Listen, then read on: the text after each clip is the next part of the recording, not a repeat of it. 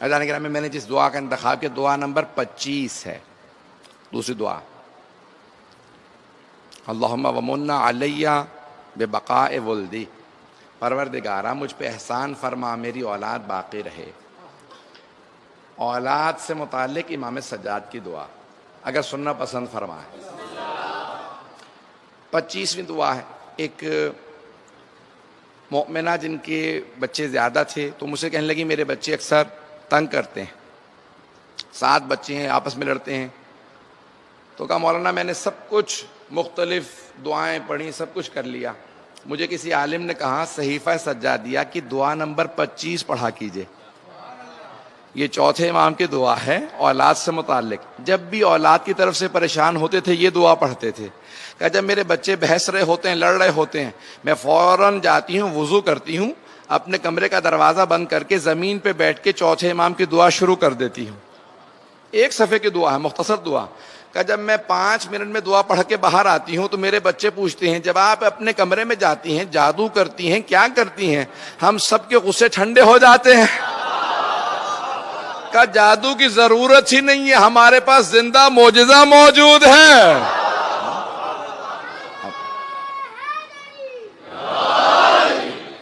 ہمارے پاس قرآن و اہل بیت موجود ہیں. جہاں قرآن ہو، جہاں اہل بیت ہوں، دعاؤں کا جو آج بڑے بڑے لوگ کہتے ہیں یہ جو دعا ہے نا، اس کی ویوز کے متعلق لیبارٹری میں جا کے تحقیق کرنی چاہیے. ویو دعا کی توجہ ہے. ٹیلی فون کی ویو پہ تو سب تحقیق کر رہے ہیں کہیں کینسر تو نہیں کر دیتی.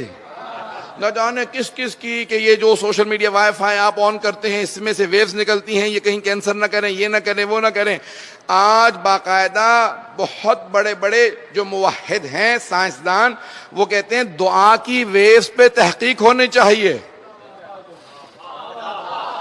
دعا کی ویوز پہ یہ جو دعا ہے، یہاں پہ دعا مانگی گئی، یہ کیا ہے، کہاں تک جا رہی ہے؟ یہ جو معصوم نے فرمایا، جب پوچھا امیر المومنین سے کسی نے یا علی زمین سے آسمان کا کتنا فاصلہ ہے، مولا نے فرمایا مظلوم کی بس ایک آہ کا.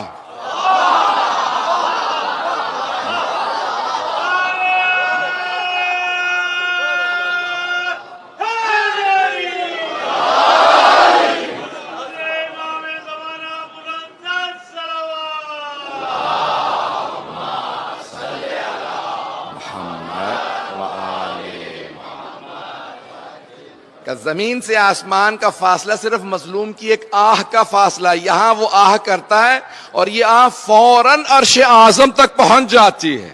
مولا فرماتے ہیں خبردار کبھی کسی مظلوم کو نہ ستانا، اس کے ستانے سے جب وہ آہ کرتا ہے تو عرش الہی ہل جاتا ہے.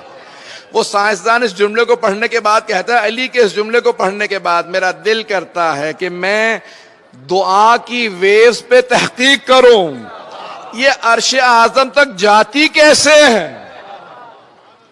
یہاں سے وہاں تک عرش تک یہ انسان کی آواز چلی جاتی. ماں جب دعا مانگتی ہے تو خالق ضرور سنتا.